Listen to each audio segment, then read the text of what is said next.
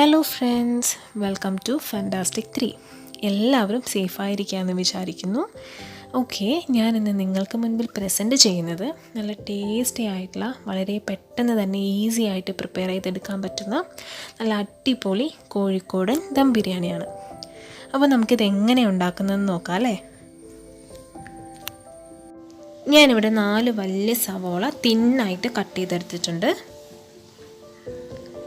2 വലിയ tomato cut ചെയ്തെടുത്തത്, ഒരു ഫുൾ ലെമൻ്റെ ജ്യൂസാണ് ഇവിടെ എടുത്തിട്ടുള്ളത്. മല്ലിയിലയാണ് ഒരു ചെറിയൊരു കപ്പ് ഫുള്ളായിട്ട് ഞാൻ എടുത്തിട്ടുണ്ട്. നമ്മളെ കയ്യിൽ ഒരു കംപ്ലീറ്റ് ഒരു പിടി ലെവലിൽ ഞാൻ എടുത്തിട്ടുണ്ട്. പുതിന, ഗാർലിക് പേസ്റ്റാണ് 3 ടേബിൾ സ്പൂൺ ഗാർലിക് പേസ്റ്റ്, പച്ചമുളക് ചതച്ചത് 3 ടേബിൾ സ്പൂൺ, ഇഞ്ചി 2 ടേബിൾ സ്പൂൺ, തൈര്, സ്പൈസസ് ആണ് പട്ട, കറാമ്പൂ, ഏലക്ക. ചിക്കൻ ഞാൻ 1 കിലോ ചിക്കനാണ് ഞാനിവിടെ എടുത്തിട്ടുള്ളത്. നന്നായിട്ട് കഴുകി വെച്ചിട്ടുള്ള ചിക്കനാണ്. 1 കിലോ ആണ് ഞാൻ എടുത്തിട്ടുള്ളത്. 1 കിലോ കൈമ റൈസാണ് ഞാനിവിടെ എടുത്തിട്ടുള്ളത്. അത് നന്നായിട്ട് കഴുകി വെക്കാം നമുക്ക്. ഞാനിവിടെ ചിക്കൻ മാരിനേറ്റ് ചെയ്യുകയാണ്. അപ്പോൾ അതിന് വേണ്ടിയിട്ട് ഞാൻ പാകത്തിന് ഉപ്പ് ചേർക്കുന്നുണ്ട്. നിങ്ങൾക്ക് എത്രയാണോ ഉപ്പ് അതിനനുസരിച്ച് പാകത്തിന് ഉപ്പ് ചേർക്കാം. 1 ടേബിൾ സ്പൂൺ കുരുമുളക് പൊടി ചേർത്ത് കൊടുക്കാം. അത് നിങ്ങൾ എരിവിനനുസരിച്ചിട്ടാട്ടോ. ഞാനിപ്പോൾ ഇവിടെ 1 ടേബിൾ സ്പൂണാണ് ചേർത്ത് കൊടുക്കുന്നത്. അതിലേക്ക് ഞാൻ 3 ടേബിൾ സ്പൂൺ തൈരാണ് ഇപ്പോൾ ചേർത്ത് കൊടുക്കുന്നത്. ഒരുപാട് പുളിയുള്ളതാണെങ്കിൽ കുറച്ചാൽ മതി. മഞ്ഞൾപ്പൊടി 1/4 ടേബിൾ സ്പൂൺ മഞ്ഞൾപ്പൊടിയും ചേർത്ത് നന്നായിട്ട് നമുക്കൊന്ന് കൈകൊണ്ട് നല്ലതുപോലെ മിക്സ് ചെയ്തെടുക്കാം.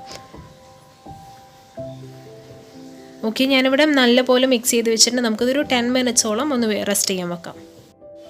ഞാനിപ്പോൾ ഗീ റൈസ് ഉണ്ടാക്കാനായിട്ട് ഇതുപോലൊരു പാത്രം ഞാൻ സ്റ്റൗവിലേക്ക് വെച്ച് കൊടുത്തിട്ടുണ്ട്. അത് നല്ലതുപോലെ ചൂടായി വരുമ്പോൾ അതിലേക്ക് ഗീ ആഡ് ചെയ്ത് കൊടുക്കാം. ഞാനിവിടെ 3 ടേബിൾ സ്പൂൺ വലിയ 3 ടേബിൾ സ്പൂൺ ഗീ ആണ് ആഡ് ചെയ്ത് കൊടുക്കുന്നത്. നല്ലതുപോലെ ഇത് ചൂടായി വരുമ്പോൾ അതിലേക്ക് നമ്മൾ എടുത്തു വെച്ചിട്ടുള്ള സ്പൈസസ്, ഞാനൊരു 4-5 പട്ട, പിന്നെ അതുപോലെ തന്നെ 6 കറാമ്പൂ, 4 ഏലക്ക എന്നിവ ചേർത്ത് കൊടുക്കുന്നുണ്ട്. ആ നല്ലതുപോലെ ഒന്ന് ചൂടായി വരുമ്പോൾ നമ്മൾ കഴുകി എടുത്ത് വെച്ചിട്ടുള്ള റൈസ് ഉണ്ടല്ലോ, ഞാൻ കഴുകി മാറ്റി വെച്ച റൈസാണത്. അതിട്ട് കൊടുത്ത് നന്നായിട്ടൊന്ന് വറുത്തെടുക്കാം. നമുക്കൊന്ന് വഴറ്റിയെടുക്കാം, നല്ലപോലെ ചൂടാക്കിയെടുക്കാം. ഞാൻ വെള്ളത്തിൻ്റെ മെഷർമെൻ്റ് എന്ന് പറയുന്നത് ഈ ഒരു പാത്രമായത് കാരണം 1 ഗ്ലാസ് അരിക്ക് 2 ഗ്ലാസ് വെള്ളമാണ് ഞാൻ എടുക്കുന്നത്. കുക്കറിലാകുമ്പോൾ 1 ഗ്ലാസ് അരിക്ക് 1.5 ഗ്ലാസ് വെള്ളം മതിയാവും. ഇതിപ്പോൾ നന്നായിട്ട് വറുത്തെടുത്തിട്ടുണ്ട്, നല്ലപോലെ നമ്മൾ വഴറ്റിയെടുത്തിട്ടുണ്ട് അരിനെ. ഞാനിപ്പോൾ ഓൾറെഡി വെള്ളം ചൂടാക്കാൻ വെച്ചിട്ടുണ്ടായിരുന്നു, നല്ലതുപോലെ തിളപ്പിക്കാൻ വെച്ചിട്ടുണ്ടായിരുന്നു. അപ്പം ആ വെള്ളം നല്ലതുപോലെ തിളച്ച് വരുമ്പോൾ നമുക്ക് ആഡ് ചെയ്ത് കൊടുക്കാം.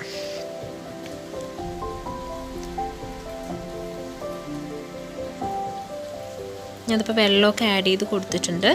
ഇത് കംപ്ലീറ്റ് ഞാൻ വെള്ളം ആഡ് ചെയ്ത് കൊടുത്തിട്ടുണ്ട്. ഒന്ന് നമുക്ക് നന്നായിട്ടൊന്ന് ഇളക്കി കൊടുക്കാം. അതിനോടൊപ്പം തന്നെ നമ്മൾ ലെമൺ ജ്യൂസ് മാറ്റി വെച്ചിട്ടുണ്ടല്ലോ, ഒരു ഫുൾ ലെമൻ്റെ ജ്യൂസ് മാറ്റി വെച്ചിട്ടുണ്ടല്ലോ, അതുകൂടി ആഡ് ചെയ്ത് കൊടുക്കാം.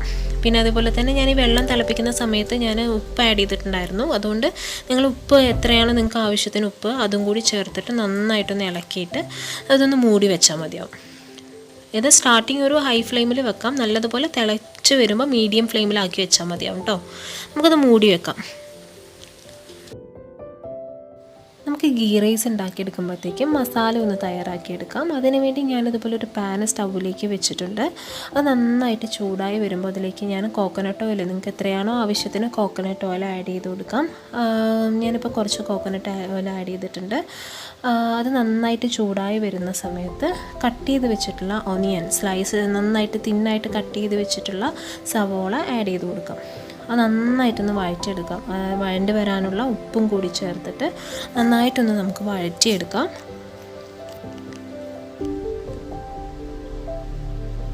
ഓക്കെ, ഇപ്പം നമ്മളെ സവോള ഇപ്പോൾ ഏകദേശം വഴണ്ട് വന്നിട്ടുണ്ട്. ഒന്നും കൂടി ആവാനുണ്ട്. അപ്പോഴത്തേക്കും ഒന്നും കൂടി ആകുമ്പോഴത്തേക്കും നമ്മൾ ഗീ റൈസ് എന്തായെന്നുള്ളതൊന്ന് നോക്കി നോക്കാം അല്ലേ. ഇത് കണ്ടോ, നമ്മുടെ ഗീ റൈസ് കറക്റ്റായിട്ട് വന്നിട്ടുണ്ട് കേട്ടോ. നല്ല അടിപൊളിയായിട്ടാണ് വന്നിട്ടുള്ളത്. ഈ ഒരു ലെവലാകുമ്പോൾ ഒന്ന് സ്പൂൺ കൊണ്ട് ഒന്ന് ഇളക്കി കൊടുക്കാം.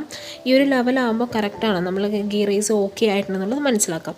അപ്പം നമുക്ക് ഇനി സ്റ്റവ് ഓഫ് ചെയ്യാം. ഇനിയിപ്പോൾ ഗീ റൈസിൻ്റെ പുറകിലൊന്നും നോക്കാനില്ല, നമുക്ക് സ്റ്റവ് ഓഫ് ചെയ്ത് കൊടുക്കാം. ഓക്കെ, ഇതവിടെ സവോള നന്നായിട്ട് വഴണ്ട് വന്നിട്ടുണ്ട്. അതിലേക്ക് ഞാനൊരു 3 ടേബിൾ സ്പൂൺ ഗാർലിക് പേസ്റ്റാണ്, വെളുത്തുള്ളിയുടെ പേസ്റ്റാണ് ഞാൻ ആഡ് ചെയ്ത് കൊടുക്കുന്നത്. 3 ടേബിൾ സ്പൂൺ ആഡ് ചെയ്യുന്നുണ്ട്. അതിനോടൊപ്പം തന്നെ ഇഞ്ചി 2 ടേബിൾ സ്പൂൺ, ഇഞ്ചിയുടെ ഞാൻ ചതച്ച് വെച്ചത് 2 ടേബിൾ സ്പൂണും കൂടി ആഡ് ചെയ്ത് കൊടുക്കുന്നുണ്ട്. അതേപോലെ തന്നെ പച്ചമുളക് 3 ടേബിൾ സ്പൂൺ ആണ് കേട്ടോ ആഡ് ചെയ്ത് കൊടുക്കുന്നത്. കുറച്ച് എരിവിന് വേണ്ടിയിട്ട് 3 ടേബിൾ സ്പൂൺ, വലിയ 3 ടേബിൾ സ്പൂൺ തന്നെ ഞാൻ ആഡ് ചെയ്യുന്നുണ്ട്. നന്നായിട്ട് അതിൻ്റെ പച്ചമുളകൊക്കെ ഒന്ന് മാറുന്ന വരെ നല്ലതുപോലെ നമുക്കൊന്ന് വഴറ്റിയെടുക്കാം. അതിൽ പച്ചമണം നല്ലതുപോലെ ഒന്ന് മാറണം. അപ്പോൾ അതൊന്ന് നന്നായിട്ട് പച്ചമണം മാറുന്നത് വരേക്കും നന്നായിട്ടൊന്ന് വഴറ്റിയെടുക്കാം. ഓക്കെ, ഇതിപ്പോൾ നന്നായിട്ട് ഇഞ്ചിയും വെളുത്തുള്ളി പേസ്റ്റൊക്കെ നല്ല പച്ചമുളകൊക്കെ നന്നായിട്ട് വഴണ്ട് വന്നിട്ടുണ്ട്. അതിലേക്ക് നമുക്ക് കട്ട് ചെയ്ത് വെച്ചിട്ടുള്ള ടൊമാറ്റോ കൂടി ആഡ് ചെയ്ത്, ടൊമാറ്റോ ആഡ് ചെയ്യുമ്പോൾ നിങ്ങൾ ശ്രദ്ധിക്കേണ്ട കാര്യം നല്ലതുപോലെ ടൊമാറ്റോ പീസൊന്നും പാടില്ല. അപ്പോൾ നല്ലതുപോലെ ഒന്ന് പേസ്റ്റ് ആക്കി എടുക്കണം. ഒരു ലെവലിൽ നല്ലപോലെ ഒന്ന് വഴറ്റിയെടുക്കണം കേട്ടോ. ഓക്കെ, ഇവിടെ ടൊമാറ്റോ ഒക്കെ നല്ലതുപോലെ കുക്കായി വന്നിട്ടുണ്ട്. ഇതിലേക്ക് നമ്മൾ പൊടികൾ ആഡ് ചെയ്ത് കൊടുക്കാം.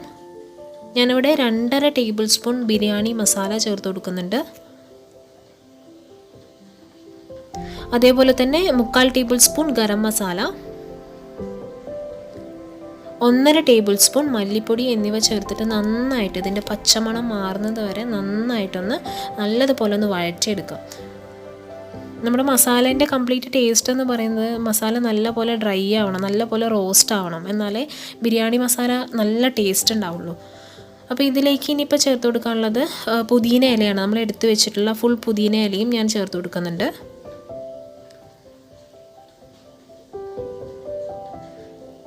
അതേപോലെ തന്നെ മല്ലിയില ഞാനൊരു കപ്പ് എടുത്തു വെച്ചിട്ടുണ്ടായിരുന്നല്ലോ, അതിൻ്റെ പകുതി മല്ലിയിലയും ഇതിലേക്ക് ആഡ് ചെയ്യുന്നുണ്ട്. നല്ലതുപോലെ ഒന്ന് വഴറ്റിയെടുക്കാം.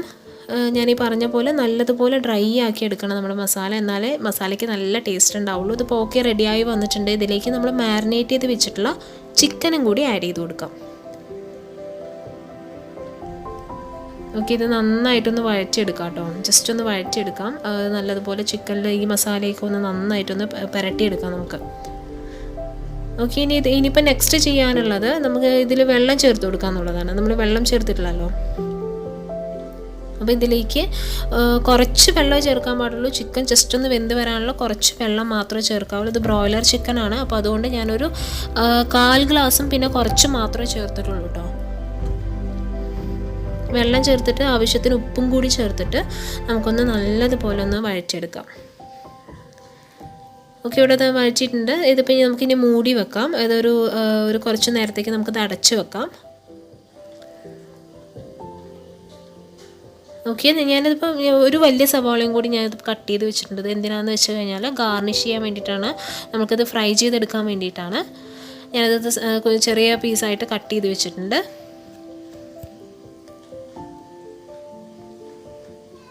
ഓക്കെ, നമ്മുടെ മസാല എന്താണെന്ന് നോക്കാം അല്ലേ. നമുക്കൊന്ന് തുറന്ന് നോക്കാം എന്താ സ്ഥിതി എന്നുള്ളത് നോക്കാം. നല്ല മണമൊക്കെയാണ് വരുന്നത്, നല്ലൊരു സ്മെല്ലൊക്കെയാണ് വരുന്നത്. ഇതിപ്പോൾ മസാല ഏകദേശം റെഡി ആയിട്ടുണ്ട്. ബ്രോയിലർ ചിക്കൻ ആയത് കാരണം ഈ ലെവലാകുമ്പോൾ നമുക്ക് മാറ്റി വെക്കാം. എന്താണെന്ന് വെച്ചാൽ ദം ചെയ്യണമല്ലോ. ഇനി നമുക്ക് സ്റ്റവ് ഓഫ് ചെയ്യാം.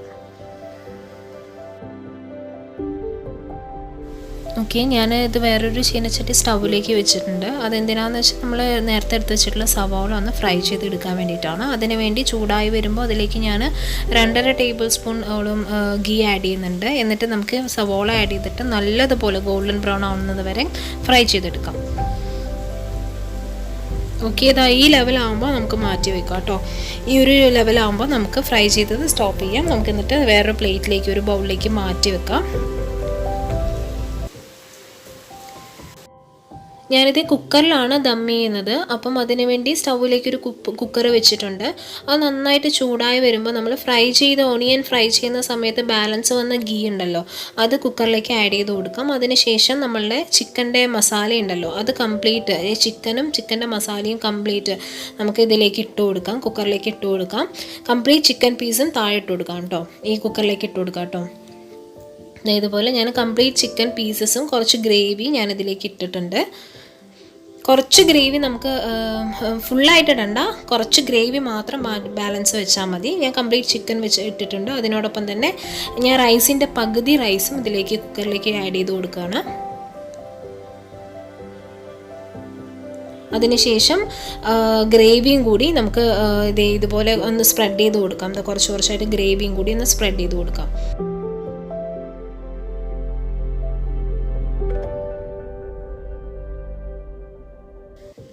ഇതുപോലെ കുറച്ച് കുറച്ചായിട്ട് ഗ്രേവിയും കൂടി ആഡ് ചെയ്തിട്ട് നമ്മൾ ഫ്രൈ ചെയ്ത് വെച്ചിട്ടുള്ള ഒണിയനും കൂടി കുറച്ച് ആഡ് ചെയ്ത് കൊടുക്കാം. അതിനുശേഷം ബാക്കി വരുന്ന കംപ്ലീറ്റ് റൈസും അതിനുശേഷം നമ്മൾ ബാക്കി ബാലൻസ് വന്നിട്ടുള്ള കംപ്ലീറ്റ് റൈസും ഈ കുക്കറിലേക്ക് ആഡ് ചെയ്ത് കൊടുക്കാം. എന്നിട്ട് മുകളിലായിട്ട് ഇതുപോലെ ബാക്കി കംപ്ലീറ്റ് ബാലൻസ് ഉള്ള ഗ്രേവിയും കൂടി ആഡ് ചെയ്തിട്ട് നന്നായിട്ടൊന്ന് പ്രസ് ചെയ്ത് കൊടുക്കാം. കംപ്ലീറ്റ് ബാലൻസ് ഉള്ള ഗ്രേവിയും കൂടി ആഡ് ചെയ്ത് നന്നായിട്ടാക്കി കൊടുക്കാം. അതിനുശേഷം മല്ലിയിലയും പിന്നെ അതുപോലെ തന്നെ ഫ്രൈ ചെയ്ത് വെച്ചിട്ടുള്ള നമ്മുടെ ഒണിയനും കൂടി ആഡ് ചെയ്തിട്ട് നന്നായിട്ടൊന്ന് അടച്ചു വെക്കാം. ഫ്രൈ ചെയ്തിട്ടുള്ള ഒണിയനും കൂടി ഞാൻ ആഡ് ചെയ്ത് കൊടുക്കുകയാണ്. ഇനി ചെയ്യേണ്ടത് നമ്മളതൊരു 10 മിനിറ്റോളം ഇതൊന്ന് ദം ചെയ്യാനായിട്ട് വെക്കാം. അത് ദം ചെയ്യുമ്പോൾ സൂക്ഷിക്കണം, ലോ ഫ്ലെയിമിൽ വേണം ദം ചെയ്യാനായിട്ട്. അപ്പോൾ 10 മിനിറ്റ് നമുക്ക് ലോ ഫ്ലെയിമിൽ ഇതൊന്ന് അടച്ച് വെക്കാം കേട്ടോ. ഓക്കെ, ഇതവിടെ 10 മിനിറ്റ്സ് കഴിഞ്ഞിട്ടുണ്ട്. നമുക്ക് തുറന്ന് നോക്കാം. ഇപ്പം തന്നെ നല്ല മണമാണ് വരുന്നത്. കംപ്ലീറ്റ് എല്ലാം റെഡിയായി, അടിപൊളി മണമാണ് വരുന്നത്.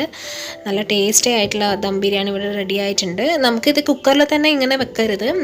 ചിക്കൻ ഇത് മസാല വേറെ, അതേപോലെ തന്നെ റൈസ് വേറെ സെപ്പറേറ്റ് ചെയ്തിട്ട് നമുക്ക് ഒരു ബൗളിലേക്കോ അല്ലെങ്കിൽ പ്ലേറ്റിലേക്കോ അല്ലെങ്കിൽ ഹോട്ട് പോട്ടിലേക്കോ നമുക്ക് മാറ്റി വെക്കാം. ഞാനിപ്പോൾ ഒരു പ്ലേറ്റിലേക്ക് മാറ്റുകയാണ്. ഞാനിതുപോലെ ഒരു പ്ലേറ്റിലേക്ക് ഇങ്ങനെ റൈസ് ഇട്ട് കൊടുക്കണം. കുറച്ചൊന്ന് ഗാർണിഷ് ചെയ്യാൻ വേണ്ടിയിട്ട് ഞാൻ ഇങ്ങനെ റൈസ് ഇട്ട് കൊടുക്കുകയാണ്. നല്ല ചൂടോട് കൂടിയുള്ള റൈസ്. അപ്പോൾ തന്നെ നമുക്ക് കഴിക്കാൻ നല്ല ടേസ്റ്റി ആയിട്ടുള്ള അടിപൊളിയായിട്ടുള്ള ബിരിയാണിയാണ്. കോഴിക്കോടൻ ദം ബിരിയാണി എന്ന് പറഞ്ഞാൽ അത്രയും ഫേമസ് ആയിട്ടുള്ളൊരു ബിരിയാണിയാണല്ലോ. അപ്പോൾ നിങ്ങളെല്ലാവരും ഇത് ട്രൈ ചെയ്ത് നോക്കണം.